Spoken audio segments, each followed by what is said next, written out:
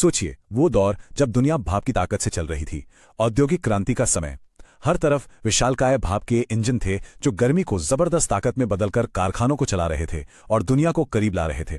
लेकिन इन सब के बीच एक बहुत बड़ी पहेली थी। किसी को भी ठीक से ये नहीं पता था कि ये इंजन आखिर काम करते कैसे हैं या फिर इनकी असली क्षमता क्या है। तो आज हम उसी इंसान की कहानी जानेंगे जिसने इस पहेली को सुलझाया और विज्ञान की एक पूरी नई दुनिया की नींव रखी। सादी कार्नो।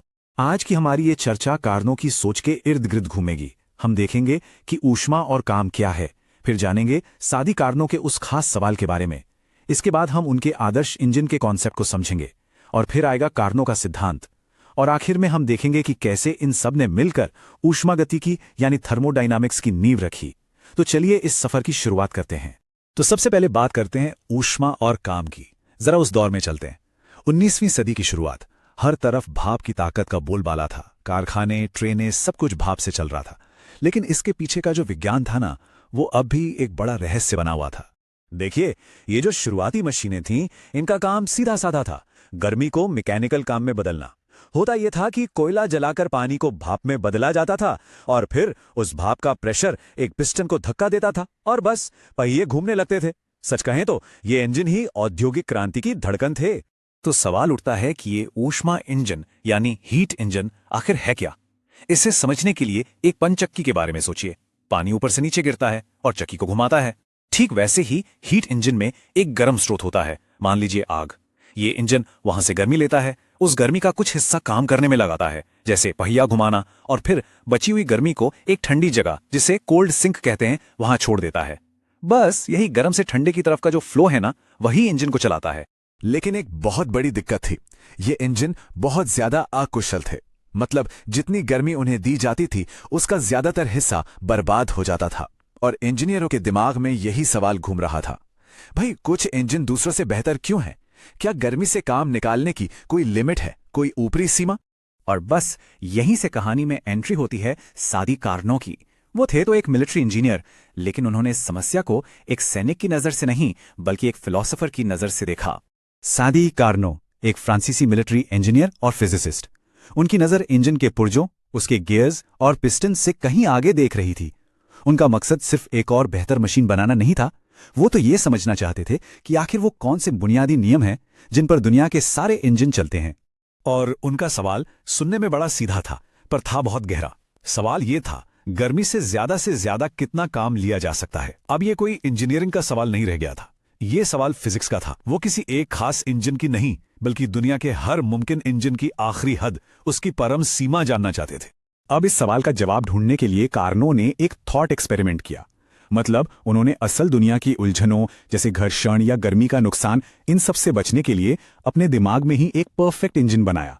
एक ऐसा आदर्श इंजन जिसमें कोई कमी ना हो। इसी दिमागी इंजन को हम आज कार्नो साइकिल के नाम से जानते हैं। ये 4 स्टेप्स की एक साइकिल है और इसकी खास बात यह है कि ये रिवर्सिबल है।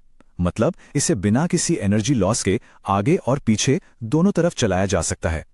थ्योरी में गर्मी को काम में बदलने का यह सबसे एफिशिएंट तरीका है। चलिए एक एक करके इसके चारों स्टेप्स को समझते हैं। तो पहला स्टेप है आइसोथर्मल एक्सपेंशन यानी समतापीय प्रसरण। आइसोथर्मल का मतलब है एक समान तापमान। तो मान लीजिए कि इंजन का सिलेंडर एक गर्म भट्टी पर रखा है। अब हम सिलेंडर में मौजूद गैस को धीरे धीरे फैलने देते हैं।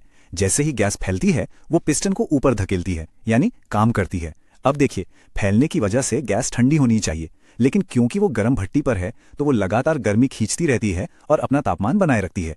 तो हुआ ये कि गर्मी काम में बदली और तापमान वही का वही रहा। अब आता है दूसरा स्टेप, एडियाबैटिक एक्सपेंशन यानी रुद्धोष्म प्रसरण। इसके लिए हम सिलेंडर को भट्टी से हटाकर उसे पूरी तरह से इंसुलेट कर देते हैं। मतलब अब ना कोई गर्मी अंदर आ सकती है ना बाहर जा सकती है। गैस अभी भी फैल रही है और पिस्टन को धकेलकर काम कर रही है, लेकिन इस बार उसे बाहर से गर्मी तो मिल नहीं रही, तो वो काम करने के लिए अपनी अंदर की एनर्जी का इस्तेमाल करती है और नतीजा, गैस ठंडी हो जाती है। चलिए अब तीसरे स्टेप पर चलते हैं, आइसोथर्मल कंप्रेशन यानी समतापीय संपीड़न। फिर से आइसोथर्मल मतलब तापमान एक जैसा रहेगा। अब हम पिस्टन को नीचे दबाकर गैस को कंप्रेस करते हैं। अब जब गैस दबेगी तो वो गर्म होना चाहेगी, है ना? लेकिन इस बार हमने सिलेंडर को एक ठंडी जगह पर यानी हमारे कोल्ड सिंक पर रख दिया है। तो जैसे जैसे हम गैस को दबाते हैं वो अपनी एक्स्ट्रा गर्मी को बाहर कोल्ड सिंक में फेंकती जाती है और उसका तापमान कम ही बना रहता है। और अब आखिरी चौथा स्टेप, एडियाबैटिक कंप्रेशन यानी रुद्धोष्म संपीड़न। एडियाबैटिक का मतलब फिर वही, हम सिलेंडर को दोबारा इंसुलेट कर देते हैं ताकि कोई गर्मी अंदर बाहर ना हो। अब हम गैस को और दबाते हैं, क्योंकि गर्मी बाहर नहीं निकल सकती तो दबने से पैदा हुई सारी की सारी एनर्जी गैस के अंदर ही रह जाती है। इससे गैस का तापमान बढ़ जाता है और वो ठीक उसी शुरुआती पॉइंट पर पहुंच जाती है जहां से हमने ये साइकिल शुरू की थी, और बस साइकिल पूरी हो गई। तो इस पूरे थॉट एक्सपेरिमेंट से, इस दिमागी कसरत से कार्नो आखिर किस नतीजे पे पहुंचे? यही इस पूरी कहानी का सबसे जरूरी हिस्सा है, कार्नो का सिद्धांत। और यही कार्नो का असली जीनियस सामने आता है। उन्होंने ये समझा कि उनके इस परफेक्ट इंजन की एफिशिएंसी इस बात पर बिल्कुल निर्भर नहीं करती कि इंजन किस चीज से बना है या उसके अंदर कौन सी गैस है। नहीं, एफिशिएंसी सिर्फ और सिर्फ एक चीज पर निर्भर करती है, गर्म स्रोत और ठंडे सिंक के तापमान के बीच कितना अंतर है। ये एक जबरदस्त और बहुत ही गहरा नतीजा था। इसी को कार्नो के मशहूर एफिशिएंसी फॉर्मूला में दिखाया गया है।